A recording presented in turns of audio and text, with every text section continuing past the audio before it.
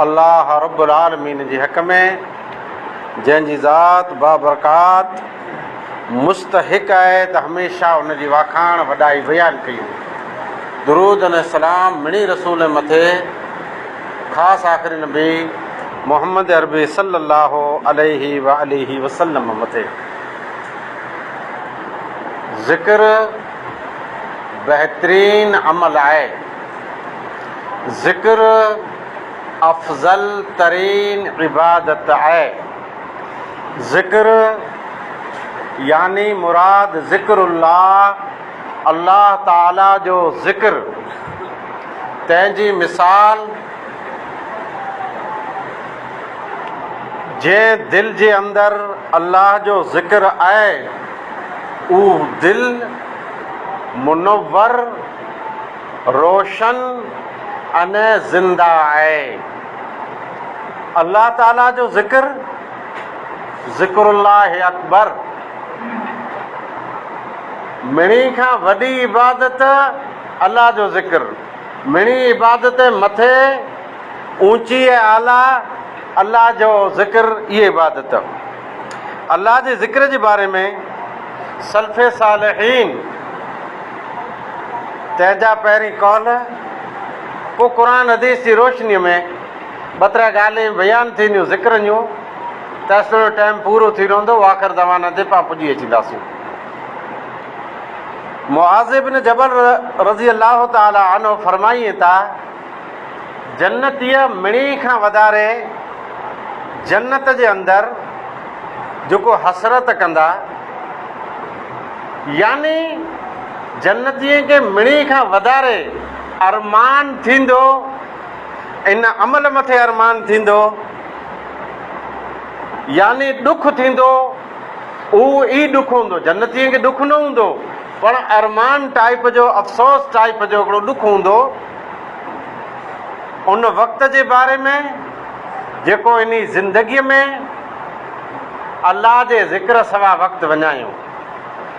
उहो टाइम, जेतिरो टाइम अल्लाह जे ज़िक्र सवा वियो, ई सारो वक़्तु जन्नतीअ लाइ करे वॾो अरमान ऐं अफ़सोस हसरत जो टाइम हूंदो।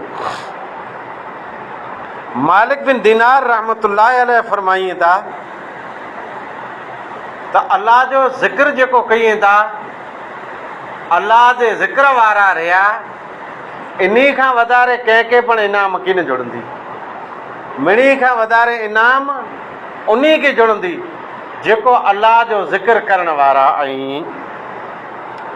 अल्लामा इब्न क़य्यिम रहमतुल्लाह अलैह अल्लाह जे ज़िक्र जे बारे में फरमाइनि था त बानू क़यामत वारे ॾींहुं अचींदो ऐं इन जा गुनाह पण घणा हूंदा। अल्लाह जो ज़िक्र तंहिंजो जहिड़ो चोपड़ो चालू थियो, उहो दफ़्तर खुलंदो जंहिं दफ़्तर में ज़िक्रुल्लाह लिखियलु आहे।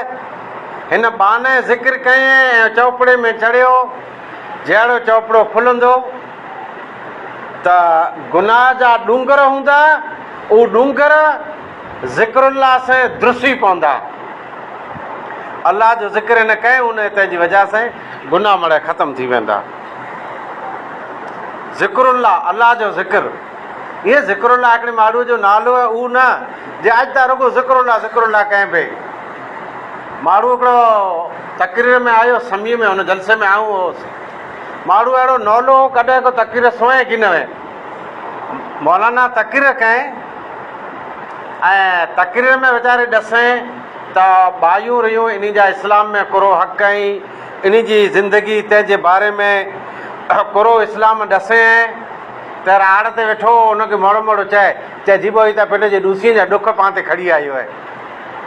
त हीउ जेको रहियो ज़िक्रुल्लाह, ई कंहिं माण्हू जो ॾुख न आहे, बल्कि अल्लाह जो ज़िक्र करणु तंहिंजी फज़ीलत, तंहिंजे बारे में ॻाल्हि हले थी।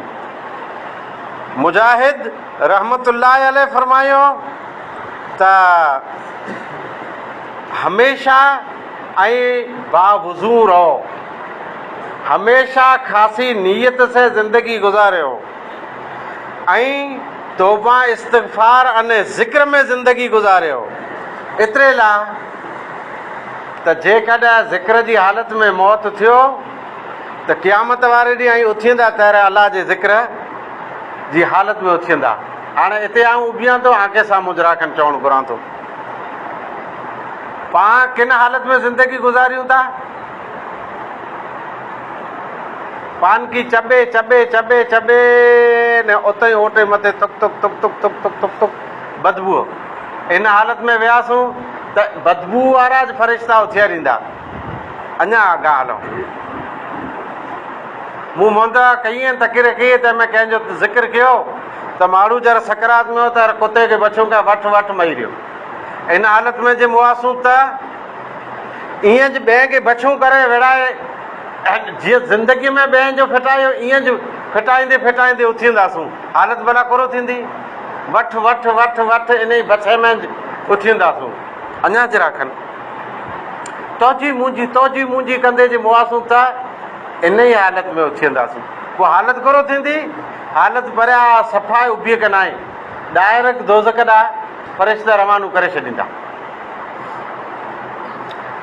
वरी कंहिं नेक इंसान अचियो जंहिंखे पुछे में आयो जो गुनाह आहे कयो, तहिड़े वीचारे चए त पंहिंजे मुल्क में आऊं त ई ॾिसां थो जे मूंखे गुनाह जेकॾहिं लॻे थो त गुनाह ई जाए जेको माण्हू अलाह जो ज़िक्र नथा कई।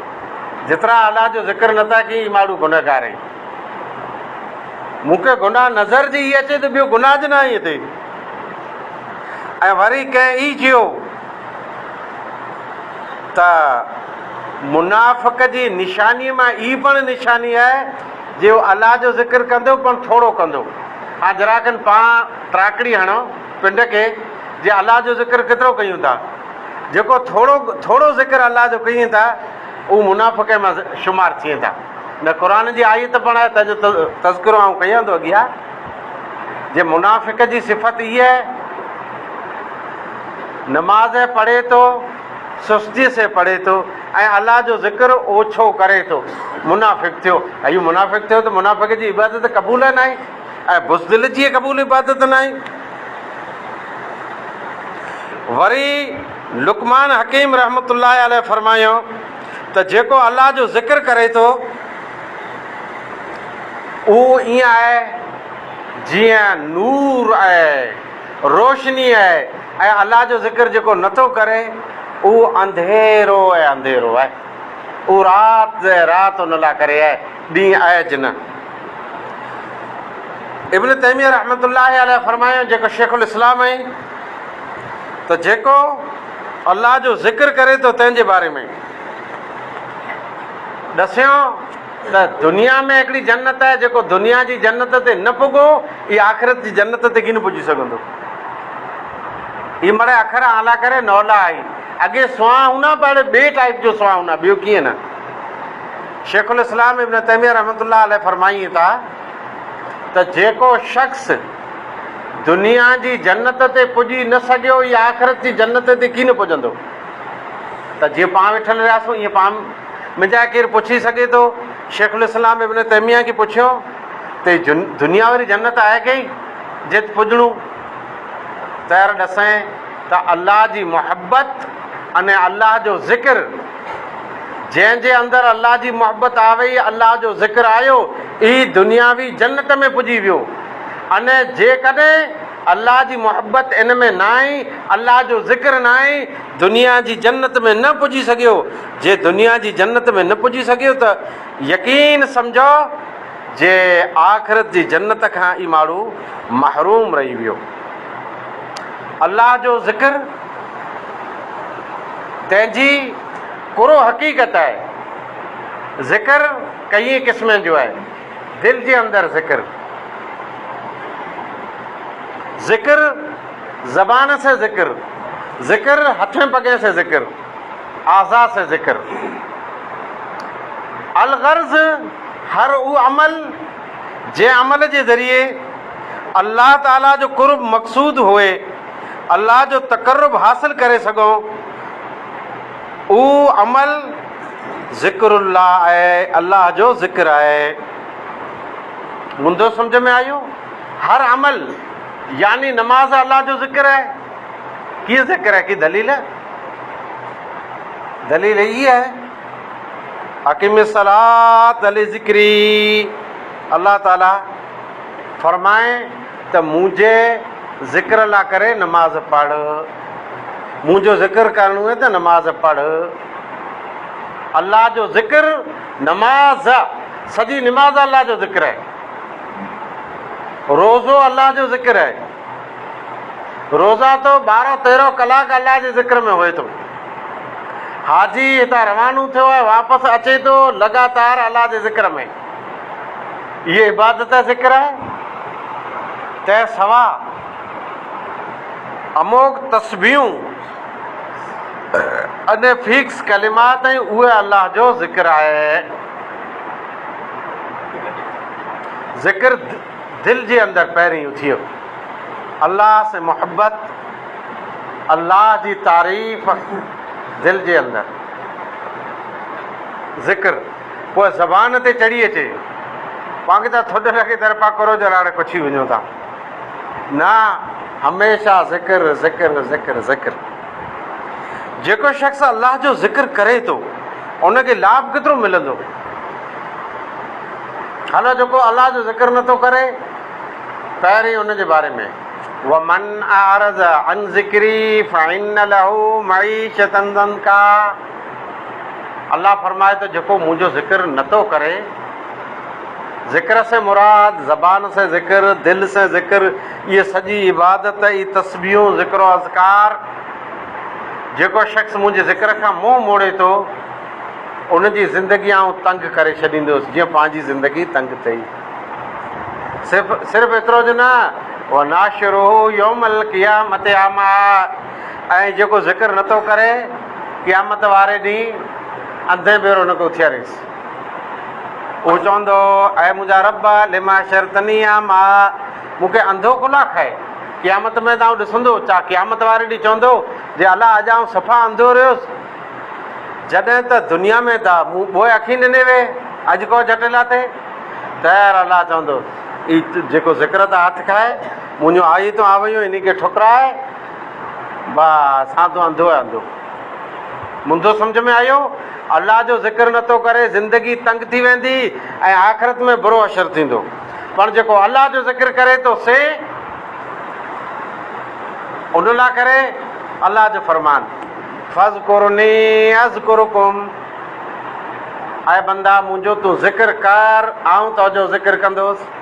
तूं मूंखे यादि कर, आउं तोखे यादि कंदुसि। पाण वेठा आहियूं रिहाइण में, तैर जरा कनू सरो ॾींहुं जो हुतां आवे तर हुन माण्हू हुनखे यादि कयईं, हुनखे यादि कयईं, मूंखे यादि कयईं की न कयईं। ॿियो केरु यादि करे की न करे, पर अल्लाह जी यादि करे त केॾो फज़िल चवाइजे।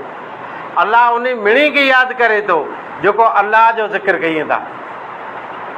ज़ाकिर बंदा, ज़िक्र वारा, पाण कुरे जे ज़िक्र वारा आहियूं त पाण वेठा आहियूं त रिहाइण में कुरे जो ज़िक्र कयूं था। हाली त ॾुकार जो तंहिंजो ज़िक्र कयूं था, केॾा गाह न आई तंहिंजो ज़िक्र कयूं था। पाण नंढी छात जेको मोबाइल वारा रहिया न, कुरो जलाइण तंहिंजो ज़िक्र करे वञे था। बचो अल्लाह जी मासियत खां, अल्लाह जी मासियत खां दूर पाण खे रहियो खपे, वरना उनजी लाठी अज़ाब जी सख़्तु आहे। फ़ज़कुरुनी अज़कुरुकुम। ऐं बंदा मुंहिंजो ज़िक्र कर, आउं तोखे यादि कंदुसि। अल्लाह जंहिंखे यादि करे उनजा बेड़ा पार आहिनि। ख़ैर अल्लाह पाण खे कीअं यादि करे थो? अल्लाह यादि करे थो, पाण अल्लाह खे मड़े जेकॾहिं यादि कयूं, अल्लाह जो ज़िक्र कयूं त अल्लाह रहमत जी नज़र से पाण खे यादि करे ऐं जुमे जो ख़ुतबो पूरो न थिए तंहिंखां मौद नई अची वञे, नंढियूं नाला चालू थी वञे, पर पंहिंजो दिलि जरा के ॾाढो सख़्तु आहे, ॾाढो कठिन आहे ज़ाती ज़िंदगी में। अल्लाह जो ज़िक्र तंहिंसे दिलि खे सुकून मिले थो। माण्हू मड़े बेचैन आहिनि। स्टोर ते वञो, हिक में पुठियां लाइन से उभा गोरी ॾियो, आराम जी गोरी ॾियो, अंग ॾुखनि त तंहिंजी गोरी ॾियो, व्याधि थिए थी, हीअ थिए थो, हू थिए थो, पर राति जो पासा फेरे फेरे फेरे निंड न अचे। वरी लिखण मोबाइल नारे नारे कक थीरो, अखी से ॾुखणु लॻे, रुगी व्याधि व्याधि व्याधि व्याधि, कंहिंमें सुकून अचे ई नथो। पर सुकून केॾा आहे? अला बिज़िक्रिल्लाह तत्मइन्नुल क़ुलूब। अल्लाह फरमाए थो जंहिंखे सुकून खपे थो, इत्मीनान खपे थो त अलाह जो ज़िक्र कयो। कुते मिने जे ज़िक्र में ऐं आगड़ कीन अचींदा, ऐं मोबाइल ते फेसबुक ऐं व्हाट्सएप तंहिं मथे ऐं आगड़ कीन अचींदा, तव्हांजो दिलि मुतमिन कीन थींदो। रुगो गुनाह तंहिंसां हथ भरियो था, गंदगी फैलायो था। पर जेकॾहिं अला बिज़िक्रिल्लाह तत्मइन्नुल क़ुलूब, आके इत्मीनान में सुकून खपे थो त अलाह जे ज़िक्र में इत्मीनान ऐं सुकून आहे। पर अलाह जो ज़िक्र कॾहिं पिया कयूं? अहिड़ो पण की लिमिट खरी।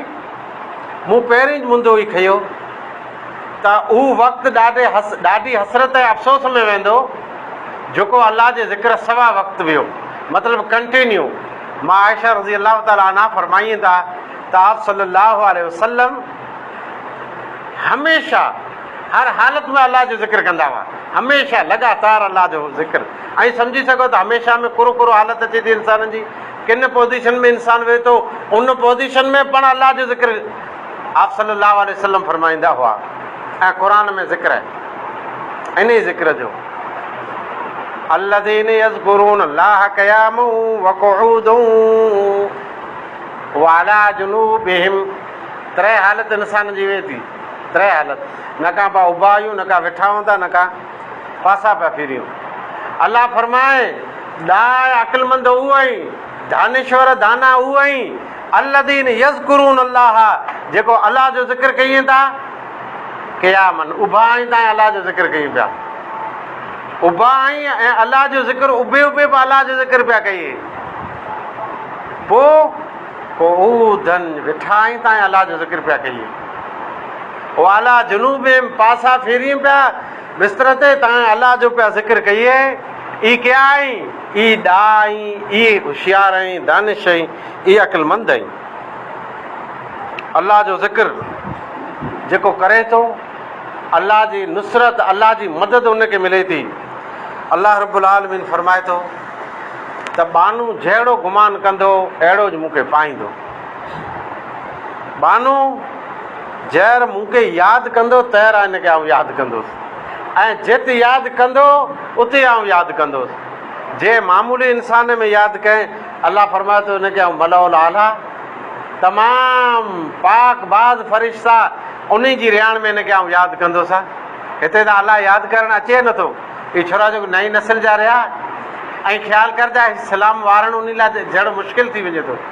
4 ॼणा वेठा हुआ, ॿियो अची जी कॾहिं ज़बान मां निकिरी वञे अस्सलाम वालेकुम त वेठल जवाबु वालेकुम सलाम न चए,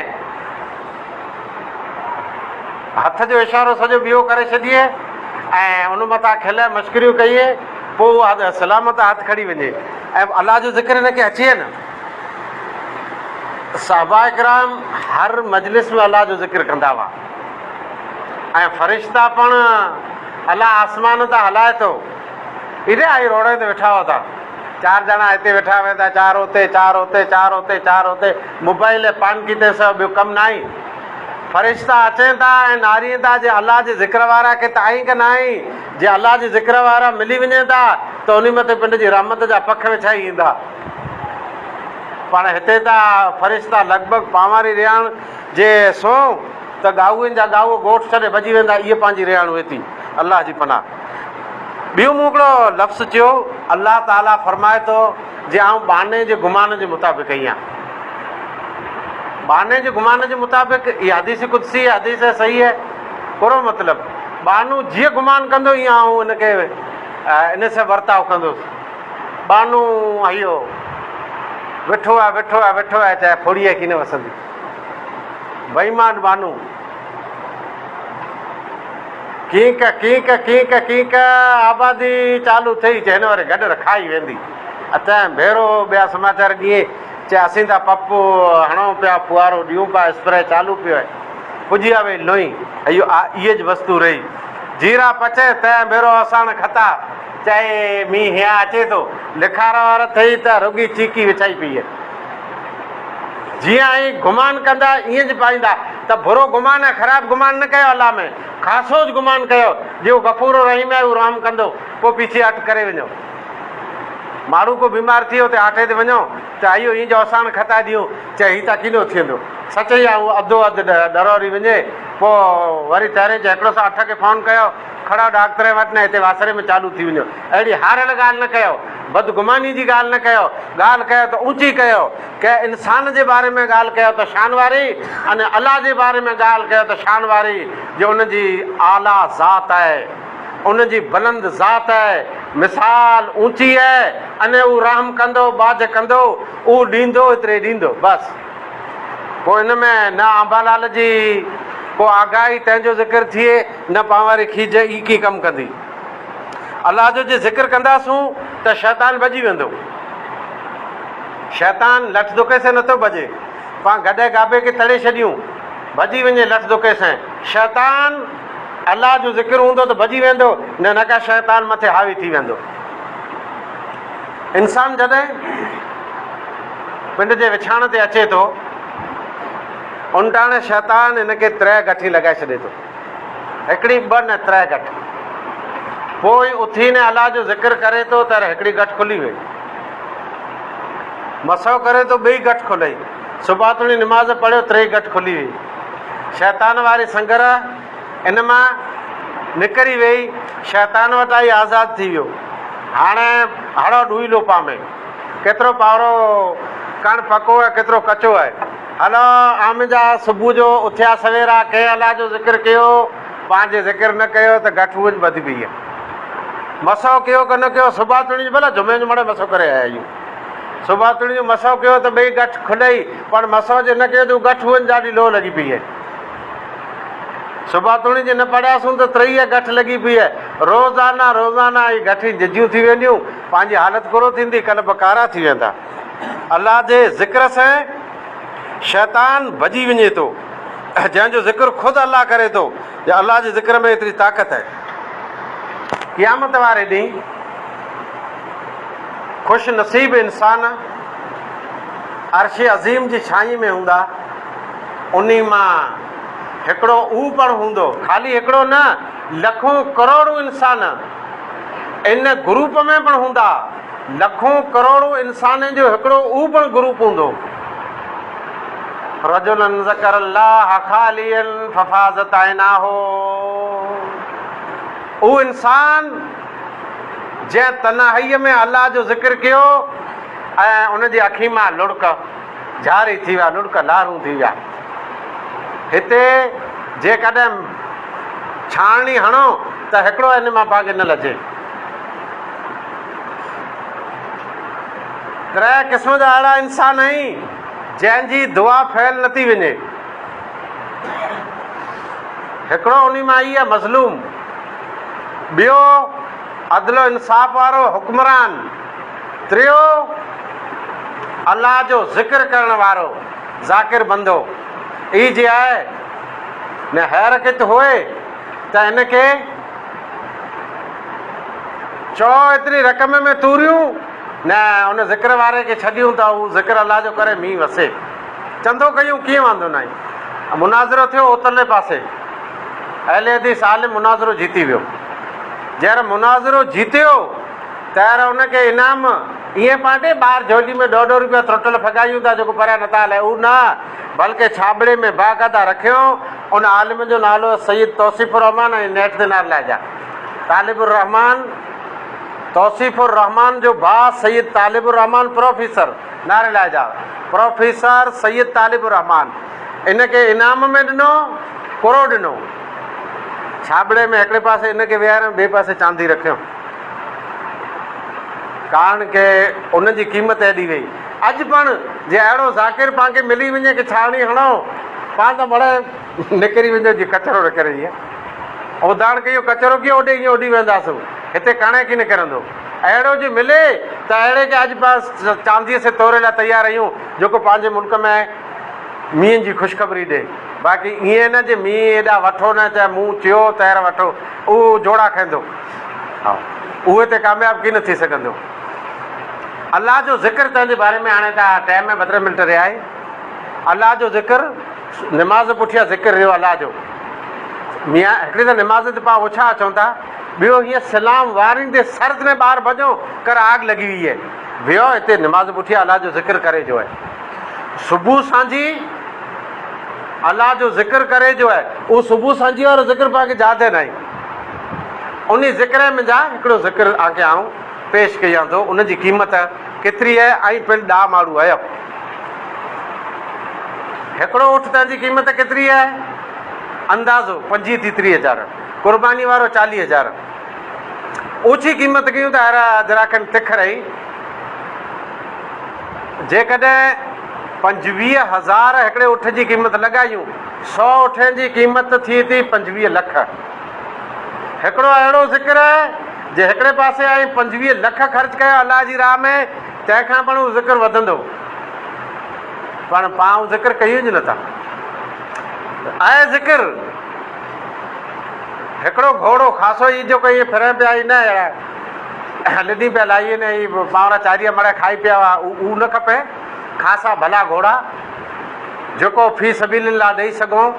हिकिड़ो घोड़ो लख खां महांगो, 100 घोड़ा करोड़ रुपया ऐं रोज़ाना करोड़ रुपया अलाह जी राह में ख़र्च हिकिड़ो करे थो, तंहिंखां वधारे कमाए सघो था, पूरो कमाए सघो था नेकियूं जे ज़िक्र कयो त। आगे ज़िक्र रसियां थो कयो आहे।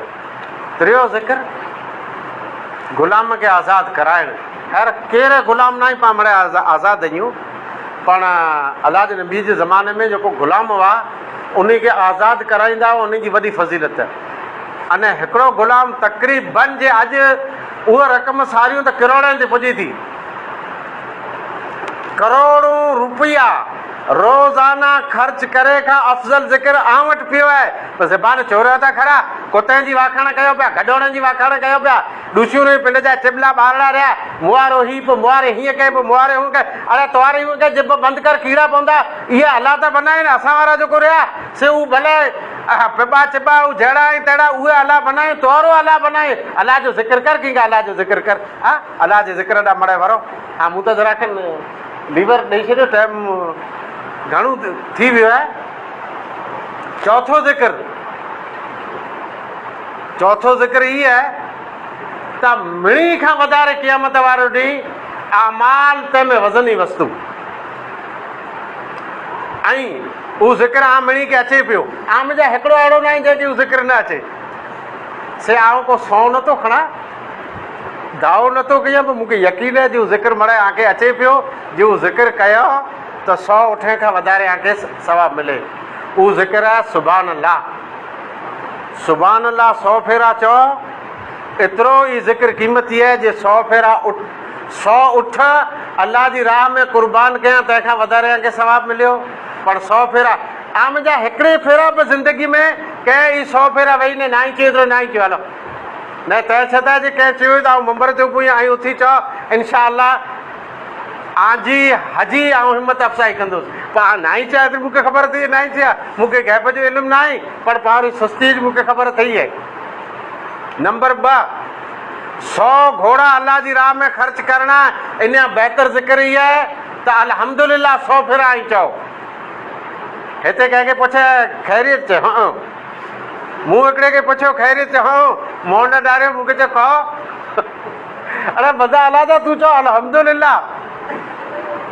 त पाण हिक ॿिए खे पुछायूं तैरता अल्हम्दुलिल्लाह चयो खपे न। पाण वटि ॾूसियूं रहियूं वीचारियूं हिकिड़ियूं पाण खे घुमान न वे, अहिड़ियूं चए अल्हम्दुलिल्लाह अलाह जो शुक्र आहे। न हिकिड़ा अहिड़ा नेक भल ख़ासे फुटरे मोह वारा कॾहिं अल्हम्दुलिल्लाह चए नथासीं। अहिड़ो ज़बान ते गरो लॻे त अल्हम्दुलिल्लाह। ऐं हिकिड़ी मजलिस में भेरो वेही ज़िक्र जी शिकिल में 100 भेरा, एतिरे भेरो मड़े न। हिकिड़ो माण्हू पिंड घर वेठो आहे कि सीम में रहियो, अल्हम्दुलिल्लाह अल्हम्दुलिल्लाह अल्हम्दुलिल्लाह 100 भेरा चई वञे, सवाबु एतिरो मिलियो जे 100 घोड़ा अलाह जी राह में ख़र्च कया तंहिंखां मथे। न इहा वार्ता न, हदीस में लिखियलु आहे। पोइ अल्लाहु अकबर अल्लाहु अकबर अल्लाहु अकबर 100 भेरा चओ, सवाबु मिलंदो। 100 ग़ुलाम खे आज़ादु कयां तंहिंखां मथे। ला इलाहा इल्लल्लाह वहदहु ला शरीक लहु लहुल मुल्कु व लहुल हम्दु व हुवा अला कुल्लि शैइन क़दीर 100 भेरा ई चओ। बल्कि सिर्फ़ जेकॾहिं हिकिड़े भेरा चओ तव्हांखे सवाबु केतिरो सवाबु आजे अमल में एतिरो भारी नेक कमु लिखाबो जे क़यामत वारे ॾींहुं आखां अॻियां सिर्फ़ु उहो इंसान वधंदा जंहिं ई कलमूं आखां वधारे चयो। अलगर्ज़ अलाह जो ज़िक्र क़ीमती वस्तु आहे। मोमिन जी ज़बान हमेशह अलाह जे ज़िक्र में ॿुॾल खपे। वाख़िर दवाना अल्हम्दुलिल्लाहि रब्बिल आलमीन।